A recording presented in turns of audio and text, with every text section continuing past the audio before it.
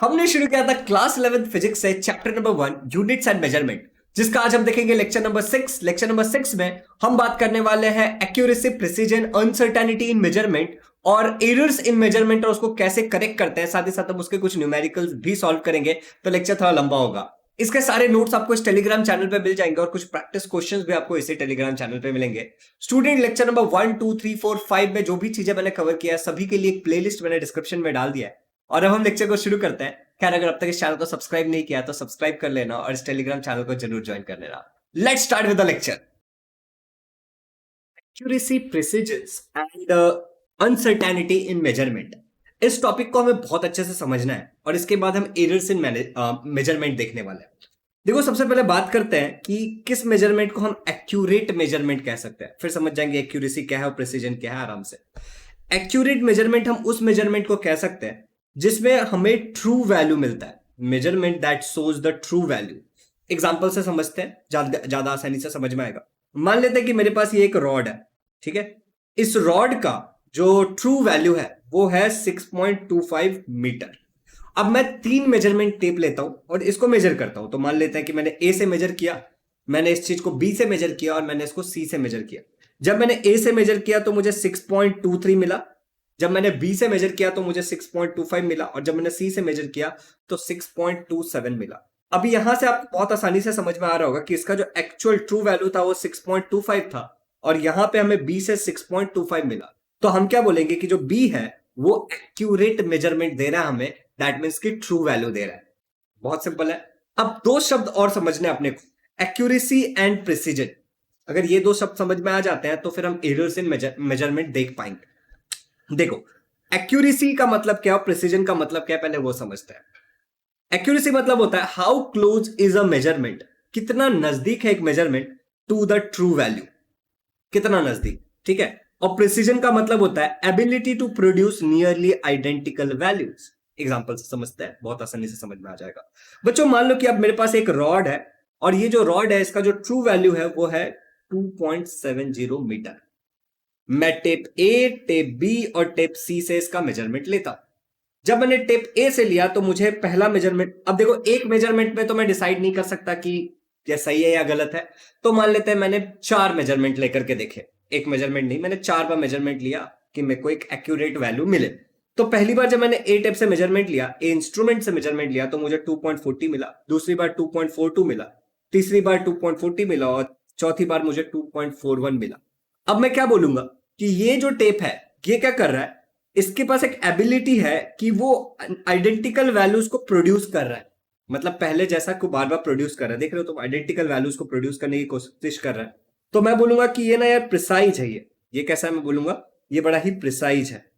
लेकिन क्या ये एक्यूरेट है? मेजरमेंट क्या है, अपना ट्रू वैल्यू क्या है 2.70, क्या ये 2.70 के आसपास भी है? तो बोलोगे बिल्कुल नहीं है। तो मैं बोलूंगा ना यार ये ज्यादा एक्यूरेसी नहीं है, इसके अंदर एक्यूरेसी बहुत कम है, ठीक है। चलो एक और एग्जांपल यहां पे समझते हैं। अब बी जो टेप है वो क्या कर रहा है, 2.71, 2.70, 2.69, 2.71 ये मेजरमेंट दे रहा है। तो मैं क्या बोलूंगा, ये जो है ना ये मुझे नियर अबाउट ट्रू वैल्यू के आसपास का भी मेजरमेंट दे रहा है, ठीक है। ये क्या दे रहा है, मुझे क्लोज वैल्यू दे रहा है ट्रू वैल्यू के, जो ट्रू वैल्यू है उसके आसपास का क्लोज वैल्यू दे रहा है मुझे। और खुद को बार बार रिपीट भी करने की कोशिश कर रहा है। मतलब जो वैल्यू था आइडेंटिकल उसको बार बार रिप्रोड्यूस करने की कोशिश कर रहा है, रिपीट करने की कोशिश कर रहा है। तो मैं बोलूंगा कि ये वाला जो बी टेप है ये प्रिसाइज भी है और ये साथ ही साथ एक्यूरेसी भी इसका थोड़ा हाई है। अब सी वाले की बात करते हैं। सी वाला एक बार में दिया हमें 2.70, दूसरी बार में 2.90, तीसरी बार में 2.60 और उसके बाद चौथी बार में देता है 2। बच्चा ये ना तो यार ये प्रिसाइज है और ना ही ये एक्यूरेट है, समझ रहे हो, इसका दोनों ही कम। तो मैं क्या बोलूंगा कि यार ये जो टेप ए है वो मेरे किसी काम का नहीं है और जो सी है वो मेरे किसी काम का नहीं है। अगर मैं एक लैब बना रहा हूं या फिर अगर मुझे लैब में किसी चीज को ऐसे रॉड वगैरह को मेजर करने के लिए अगर कोई इंस्ट्रूमेंट चाहिए तो मैं ये इंस्ट्रूमेंट बी परचेस करूंगा। I will go with this instrument B. Are you people getting it? तो ये हो गया एक्यूरेसी एंड प्रिसीजन के बारे में। अब देखो, हम कितनी बार भी मेजरमेंट ले ले, चांसेस ये है कि हमें एग्जैक्ट मेजरमेंट नहीं मिलता, ठीक है। हम जितनी बार मेजरमेंट लेते हैं थोड़ा बहुत कम ज्यादा, थोड़ा बहुत कम ज्यादा हो सकता है, मतलब हमें ट्रू नहीं मिलता ज्यादातर। अब इसके पीछे का कारण क्या है कि मेजरमेंट में ना कुछ प्रकार के एरर्स होते हैं। तो उसी चीज को हम अगले टॉपिक में पढ़ने वाले हैं, errors in hello super learners, आप लोगों के साथ एक गुड न्यूज शेयर करना चाहता हूं कि अनअकैडमी पे 20% ऑफ चल रहा है। लेकिन साथ ही साथ एक चीज और एसोसिएटेड है कि ये जो 20% ऑफ चल रहा है ये खाली 19 तारीख तक रहेगा और 19 तारीख के बाद 10% से प्राइजेस बढ़ जाएंगे। मतलब कि अगर अभी आप सब्सक्रिप्शन लेते हो तो आप नियर अबाउट 30% पैसे बचा सकते हो। एग्जाम्पल ले लेते हैं कि अगर आपने 19 तारीख से पहले अगर एक सब्सक्रिप्शन ले लिया, आप तो प्लान कर रहे हो 24 मंथ्स का सब्सक्रिप्शन लेने का कि 11th भी पढ़ना है 12th भी पढ़ना है, तो जो नया प्राइस है जो आपको बाद में पे करना पड़ेगा 19 तारीख के बाद, वो है 23,000।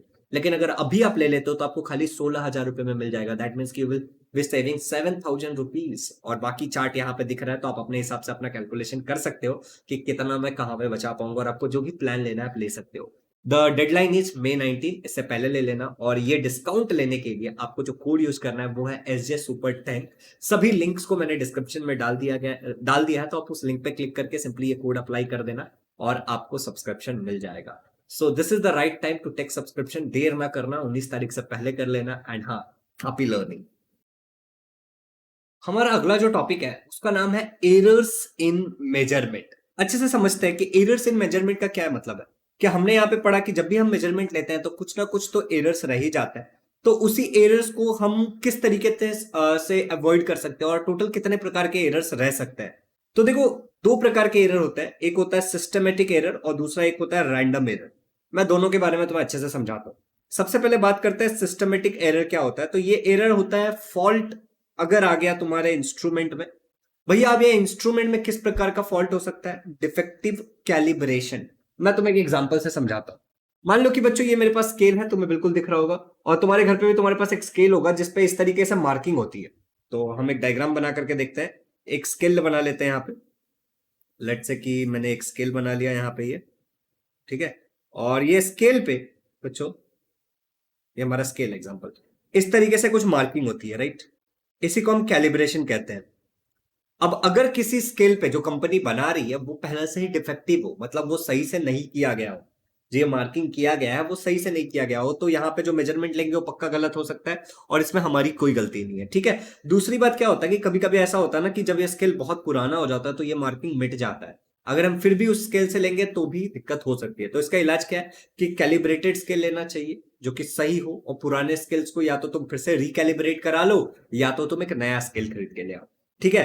तो ये जस्ट एक स्केल का एग्जांपल था, ऐसे हम और भी बहुत सारे एग्जांपल ले सकते हैं। जस्ट एक एग्जांपल से मैंने आपको बता दिया। फिर देखो क्या हो सकता है, ऑब्जर्वेशन में दिक्कत हो सकती है। Fault in observation. अब मान लो कि मैं स्केल से ऐसे सामने अगर देखता हूं, मेजरमेंट लेने के टाइम ऊपर से अगर देखता हूं तो मुझे एक्यूरेट वैल्यू मिलेगा, राइट। लेकिन अगर मैं ऐसे साइड से देखता हूं तो थोड़ा बहुत एक आध मिलीमीटर आगे पीछे हो सकता है। M I right? तो अगर मैं ऑब्जर्वेशन सही से नहीं कर रहा हूं, ठीक है, मतलब जिस तरीके से मुझे ऑब्जर्व करना चाहिए उस तरीके से अगर मैं ऑब्जर्व नहीं कर रहा हूं, तो उसके कारण भी क्या होता है कि कुछ कुछ एरर्स आ जाते हैं। That is also a type of systematic error. एक और एग्जांपल लेते हैं। एक और जो हमारा एरर हो सकता है वो हो सकता है एक्सपेरिमेंटल टेक्निक के कारण। मान लो कि एक ऐसा आदमी कोई एक्सपेरिमेंट कर रहा है जिसने उसके बारे में जिसको पता नहीं है, आइडिया नहीं है, और वो गलत तरीके से ही मेजर कर रहा है, गलत तरीके से एक्सपेरिमेंट कर रहा है। तो इस केस में भी क्या होगा कि जो एक्सपेरिमेंटल टेक्निक है उसके कारण कुछ एरर्स आ सकते हैं। इस एरर को भी हम सिस्टमेटिक एरर्स के कैटेगरी में ही डालेंगे। तो सिस्टमेटिक एरर तीन कारण से हो सकता है। पहला वाला कारण है इंस्ट्रूमेंट के कैलिब्रेशन, दूसरा वाला हो सकता है ऑब्जर्वेशन या फिर इंस्ट्रूमेंट ही खराब, ठीक है, और तीसरा हो सकता है एक्सपेरिमेंटल टेक्निक के कारण। तो इन सारे एरर्स के बारे में मैंने आपको बताया। मैंने ये भी बताया कि किस तरीके से हम उसको सही कर सकते हैं। यहाँ पे हम कैलिब्रेशन सही यूज कर सकते हैं, सही इंस्ट्रूमेंट ला सकते हैं, ऑब्जर्वेशन का तरीका ट्रेनिंग दिया जा सकता है, और एक्सपेरिमेंट के लिए भी ट्रेनिंग दिया जा सकता है कि कैसे किया जाएगा। तो ये एरर्स को हम मिनिमाइज कर सकते हैं काफी हद तक। बच्चों, ये सारे एरर्स को मिनिमाइज करने के बाद भी कोई ना कोई एक एरर है जो रह जाता है। अब ऐसे एरर को हम कहते हैं रैंडम एरर। जब पढ़ना बुक में क्या लिखा है कि even after minimising all the systematic error, जितने भी सिस्टमेटिक एरर्स आ रहे हैं सबको हम मिनिमाइज कर लेंगे, उसके बाद भी some errors are still there in the measurement. Measurement में फिर भी कोई ना कोई एरर रह जाएगा। They are known as random error. उसी को हम क्या कहते हैं? रैंडम एरर्स कहते हैं। अब ये रैंडम एरर्स को हम completely we can not find the cause of the random error, मतलब कि ये रैंडम एरर क्यों आ रहा है यही हम फाइंड नहीं कर पाते, और ना ही हम इस रैंडम एरर को कंप्लीटली इलिमिनेट कर सकते हैं। There is no method to completely eliminate it, but हम काफी हद तक इसको मिनिमाइज जरूर कर सकते हैं। रैंडम एरर्स को हम कुछ हद तक मिनिमाइज कर सकते हैं, और उसी के लिए जो टेक्निक है उसका नाम है एस्टिमेशन ऑफ एरर। और इससे रिलेटेड बहुत सारे न्यूमेरिकल आपके टेक्स्ट बुक में जो आपको सॉल्व करना है। अच्छा, इस चैनल को अब तक सब्सक्राइब नहीं किया तो प्लीज कर लेना। चलो, तो एस्टिमेशन ऑफ एरर को अच्छे से समझते हैं। बच्चों अब मान लो कि मुझे किसी भी चीज का मेजरमेंट लेना है, तो मैंने तुम्हें क्या बताया कि हम एक मेजरमेंट नहीं लेंगे, हम बहुत सारे मेजरमेंट लेंगे। तो इमेजिन करो कि मेरे पास ये एक पाइप है या फिर एक रॉड है, और इस रॉड का ना मुझे ये डायमीटर मेजर करना है। Can you people see this? ये जो यहाँ का डायमीटर है, ये डायमीटर मुझे इसका मेजर करना है। तो मैं डायमीटर को डी बोल देता हूँ और इसके अब मैं मेजरमेंट लूंगा। तो बच्चों मैं एक मेजरमेंट तो लूंगा नहीं, क्योंकि मुझे एक्यूरेट चाहिए। तो मान लो कि मैंने पहला मेजरमेंट लिया, मैं इसको मिटा ही देता हूँ कि तुम्हें ज्यादा अच्छे से समझा पाऊँ। ठीक है, लेट्स से कि मैंने जो पहला मेजरमेंट लिया उस मेजरमेंट का नाम है A1। मैंने दूसरा मेजरमेंट लिया जिसका नाम है A2, मतलब A1 is equal to this मेरा मेजरमेंट है, A2 is equal to this मेरा मेजरमेंट है। तीसरा मेजरमेंट लिया जिसका नाम है A3, चौथा मेजरमेंट लिया A4, और ऐसे मैं कितने मेजरमेंट ले सकता हूं? मैं n नंबर ऑफ मेजरमेंट ले सकता हूं। तो अब इतने सारे मेजरमेंट से मेरा एक्यूरेट मेजरमेंट कौन सा होगा, ये मुझे कैसे पता चलेगा? तो इसके लिए मैं निकालूंगा ए मीन। क्या निकालूंगा बच्चों? मैं यहाँ पे ए मीन निकालूंगा। ए मीन क्या होता है? इमेजिन करो कि आप लोग ना, यहाँ पे मैं समझाता हूं आपको। इमेजिन करो कि आप लोग अपने पढ़ाई कर रहे हो और आपको 3 सब्जेक्ट का एग्जाम देना है। तो एक सब्जेक्ट है आपका मैथ्स, दूसरा आपका सब्जेक्ट है इंग्लिश, और एक आपका सब्जेक्ट है लेट्स से साइंस। ये 3 सब्जेक्ट है आपके, और आपने इसमें मार्क्स निकाले। तो मान लेते हैं इसमें आपने 10 नंबर निकाला, इसमें आपने 20 नंबर निकाला, और इसमें आपने 15 नंबर निकाला। अब आपको मैं पूछता हूँ कि अपने एवरेज मार्क्स बताओ, तो तुम क्या करोगे? तुम क्या बोलोगे? टोटल जो भी मार्क्स है तुम्हारा उसको ऐड करोगे। ठीक है, 15। अभी ऊपर कितने क्वांटिटी है? 1 2 3 क्वांटिटी है, राइट? ऊपर कितने क्वांटिटी है बच्चों? 1 2 और 3। तो इसको तुम क्या करोगे? डिवाइड बाई 3 कर दोगे। तो इससे जो तुम्हारा निकलेगा वो होगा तुम्हारा एवरेज, या फिर इसी को तुम क्या बोलते हो? मीन बोलते हो। Are you getting it? Average या मीन कैसे निकालते हैं? बहुत सिंपल सा तरीका है। तो मान लो कि ऊपर मैंने जो भी मेजरमेंट्स लिए हैं इनका मुझे एक मीन निकालना है या फिर मुझे एक एवरेज निकालना है। तो मुझे ए मीन निकालना है। तो मैं ए मीन कैसे निकालूंगा, जरा ध्यान से पढ़ना कि ए मीन कैसे। ये ए मीन को मैं ऊपर ही लिख लेता हूं क्योंकि हमारे पास जगह तो है ही, तो हम ए मीन को ऊपर ही ले जाते हैं। तो यार ये क्या हो गया? इसको उठा के ऊपर तो जा नहीं रहा है, तो इसको कट कर लेते हैं और यहीं पे लिख देता हूँ ए मीन। ठीक है, हमारे पास जगह है तो यहीं पे लिख देते हैं कि अब मैं क्या करूंगा, इसका ए मीन निकालूंगा, और यहाँ पे मैं लिख देता हूँ मेजर रीडिंग्स लिख देता हूँ इसके ऊपर। ठीक है, जैसे हमें क्लियरली समझ में आएगा कि ये हमारे रीडिंग्स है। ठीक है, अभी ए मीन मुझे निकालना है। कैसे निकालूंगा? जितने भी मैंने निकाले सबको ऐड करना है, टोटल जो भी होता है उसको ऐड करना होता है। तो मान लो कि मेरा A1 था, फिर मेरा A2 था, फिर मेरा क्या था एक मेजरमेंट A3 था, फिर मेरा एक मेजरमेंट क्या था A4 था। ठीक है, plus plus plus plus up to AN। ठीक है, AN तक मैंने मेजरमेंट लिया है। अब इसको मैं डिवाइड करूंगा कितने से? ऊपर जितने भी क्वांटिटी मैंने ऐड किए। तो ऊपर मैंने कितने क्वांटिटी ऐड किए देखो जरा ध्यान से। ऊपर मैंने कितने क्वांटिटी ऐड किए? तो अगर तुम क्लियरली देखोगे तो ऊपर n नंबर ऑफ क्वांटिटी है, 4 नहीं है, 5 नहीं है, n क्वांटिटी है। तो मैं नीचे डिवाइड कर दूंगा n से। अब ये जो मुझे मिला है इसको मैं बोलूंगा ए मीन। इसी का एक और नाम है, यहां पे मैं इसको ब्रैकेट में डाल देता हूं। ठीक है, कि आप लोगों को क्लियरली दिखे। इस चीज का एक और नाम है न्यूमेरिकल में, जब भी तुम्हें बोलेंगे कि मोस्ट प्रोबेबल वैल्यू मुझे बताओ, तो तुम्हें यही चीज बताना है। इसी चीज को हम और क्या बुलाते हैं? Most probable value. मोस्ट, ठीक है, प्रोबेबल। प्रोबेबल की स्पेलिंग गलत आई थिंक, PROBABLE प्रोबेबल। एक बार चेक कर लेना टेक्स्ट बुक में स्पेलिंग। ठीक है, मोस्ट प्रोबेबल वैल्यू। तो जब भी आपको मोस्ट प्रोबेबल वैल्यू पूछेंगे तो आपको यही चीज निकालना है। अच्छा देखो, ये जो हमने इतना लंबा सा लिखा है इसको हम मैथमेटिकली शॉर्ट भी कर सकते हैं। तो हम इसको शॉर्ट कैसे करेंगे? तो सबसे सिंपल है कि आप ले लो यहाँ पे ए मीन, ए नीचे की तरफ मीन इज इक्वल टू, हम लिखेंगे समेशन ऑफ, ठीक है, AI। AI मतलब जो यहाँ पे नंबर है ना हमारे पास, 1 2 3 4। ए मतलब तो हमारा ए है जो हम मेजरमेंट रीडिंग्स ले रहे हैं, और आई मतलब ये नंबर है। अच्छा ये नंबर कहां तक गया? हमारा n तक गया, तो हम बोलेंगे समेशन ऑफ, ठीक है, ऑल वैल्यूज ऑफ ए। इसको कैसे रीड करेंगे? Summation of all values of ray a i, जहां पे i varies from 1 to n। कैसे रीड किया मैंने, जरा ध्यान से पढ़ना। Summation of all values of a i where i varies from 1 to n। अच्छा यहां तक ही नहीं है, इसको मुझे बाद में क्या करना है? नीचे डिवाइड भी करना है n से। तो ये जो मैंने ऊपर निकाला ये तो इस समेशन के लिए, सबका एडिशन क्या आएगा वो उसके लिए है, और नीचे n से मैं डिवाइड कर दूंगा। तो इस तरीके से भी मैं इसको रिप्रेजेंट कर सकता हूं। तो मैं जो भी इजी लगे तुम उस तरीके से कर लेना, ये भी सेम ही बात है। ठीक है, बात दोनों का सेम। चलो क्लियर है? तो ये तो हमने यहां तक क्या निकाल लिया? एस्टिमेशन ऑफ एरर से हमने ए मीन निकाल लिया। अभी देखो ए मीन के बाद हमें, ये स्टेप नंबर 1 था। ठीक है, ए मीन निकालना क्या था? स्टेप नंबर 1 था। तो यहां पे मैं 1 लिख देता हूं। कि और थोड़ी क्लियरिटी है। ठीक है, यहाँ पे मैं लिख देता हूँ 1 था।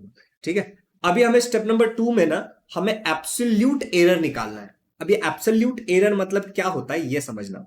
मान लो कि मैंने अलग अलग रीडिंग्स ली है। ठीक है, मैंने क्या रीडिंग लिया है, एक मेरा रीडिंग है A1।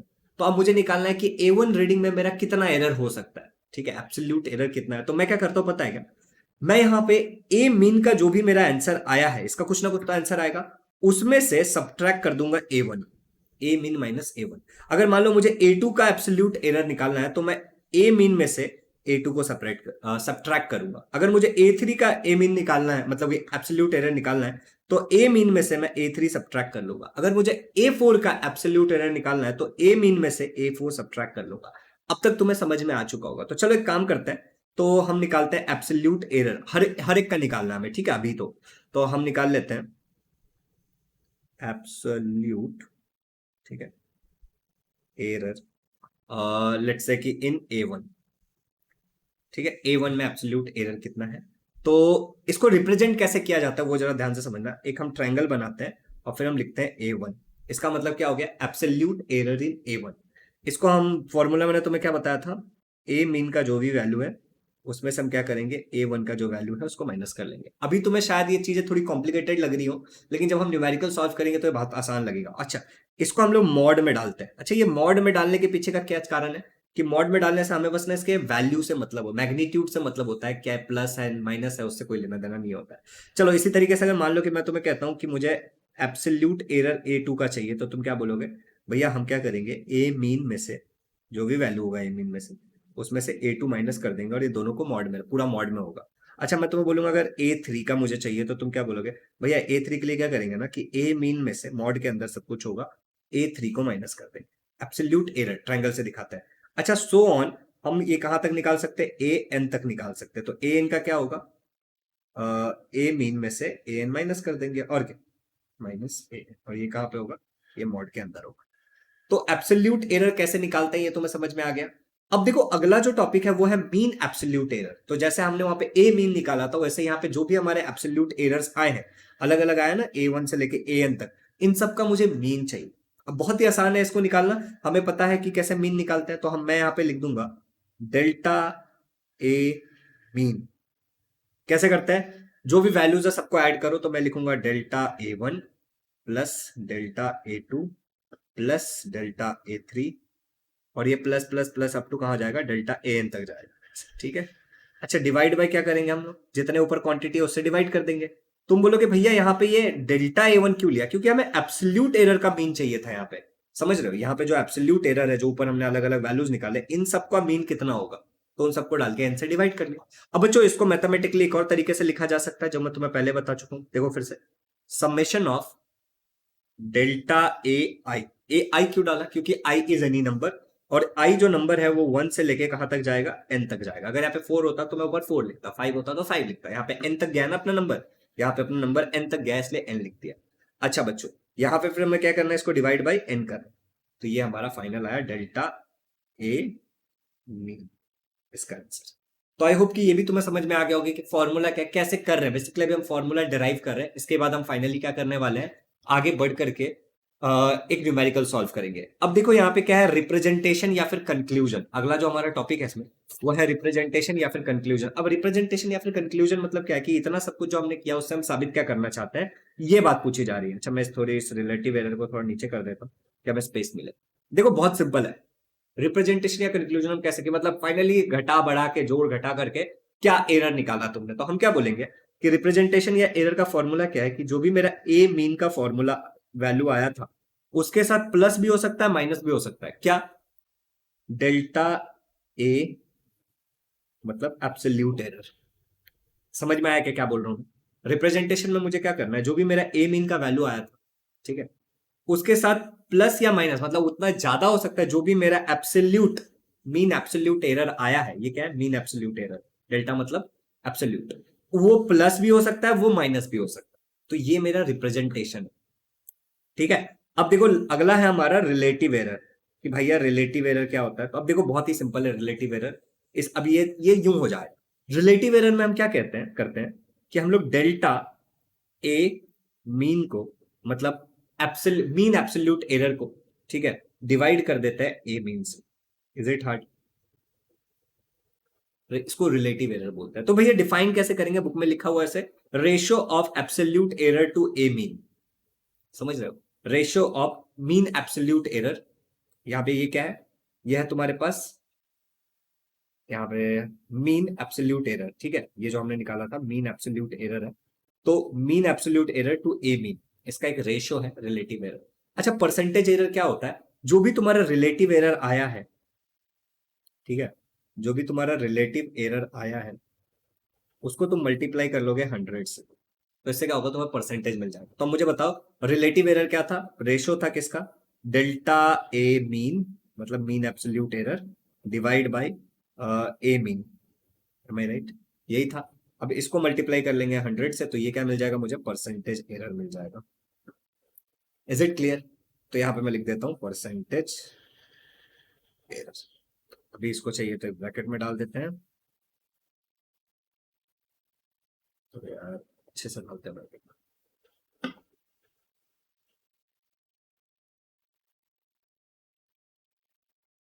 चल, तो इसको एक ब्रैकेट में डाल दिया। तो मैं ऐसी आशा करता हूं कि यहां तक आप लोगों को सब कुछ डेरिवेशन में समझ में आया होगा। एक बार आराम आराम से देखना। ये थोड़ा नया चीज है तुम्हारे लिए, और देखो यार, आगे आगे जाकर के चीजें थोड़ी थोड़ी सी तो कॉम्प्लिकेटेड होंगी, नहीं तो मजा ही क्या है 11 12 में पढ़ने का। तो ये कुछ भी कॉम्प्लिकेटेड नहीं है वैसे, ये सबसे सिंपल है, मेरी बात मान के चलो, बहुत सिंपल है ये। ठीक है, बस तुम्हें स्टेप बाय स्टेप सब कुछ समझना है, बस तुम्हें मीन निकालने आना चाहिए, बाकी कुछ भी नहीं है। चलो फिर से एक बार रिवाइज कर लेते हैं कि हमने क्या पढ़ा, अगर तुम यहां तक देख रहे हो तो। एस्टिमेशन एरर में हमें डायमीटर निकालना था, हमने बहुत सारे रीडिंग ली, उस रीडिंग का हमने मीन निकाला। तो ए हमारे रीडिंग के नाम थे A1 A2 A3, तो उसका हमने मीन निकाल लिया। ठीक है, दैट्स इट, उसको हम ऐसे रिप्रेजेंट कर सकते हैं। अच्छा, ये जो हमने ए मीन निकाला इसी को मोस्ट प्रोबेबल वैल्यू भी कहते हैं। ओके, मूविंग फर्दर बच्चों, हमने एब्सोल्यूट एरर निकाला। एब्सोल्यूट एरर मतलब क्या होता है कि delta A1 for A1, A2 के लिए डेल्टा A2, इसको रिप्रेजेंट करते हैं ऐसे। हम बेसिकली ए मीन का जो भी वैल्यू है उसके साथ जिसका हम निकाल रहे हैं उसको माइनस कर लेते हैं।